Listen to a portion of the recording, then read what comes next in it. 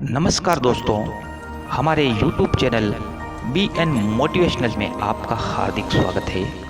रावण के पास दिव्य विमान था जिसे पुष्पक विमान के नाम से जाना जाता है। रामायण में बताया गया है कि रावण ने माता सीता का हरण किया और पुष्पक विमान से लंका पहुंचा था। रास्ते में जटायु और रावण का युद्ध भी हुआ था। इस समय रावण पुष्पक विमान में था और जटायु ने उड़ते हुए युद्ध किया था।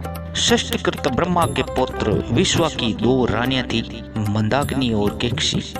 मंदाकिनी के पुत्र कुबेर थे जिनकी बुद्धि सदा धर्म में लगी रहती थी। केकसी दैत्य की पुत्री थी जिसके रावण, कुंभकर्ण और विभीषण 3 पुत्र हुए।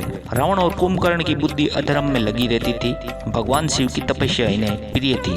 कुबेर ने तपस्या से भगवान शिव को प्रसन्न करके सोने की लंका और पुष्पक विमान तथा राज्य संपत्ति प्राप्त की। पुष्पक विमान का निर्माण विश्वकर्मा ने किया था।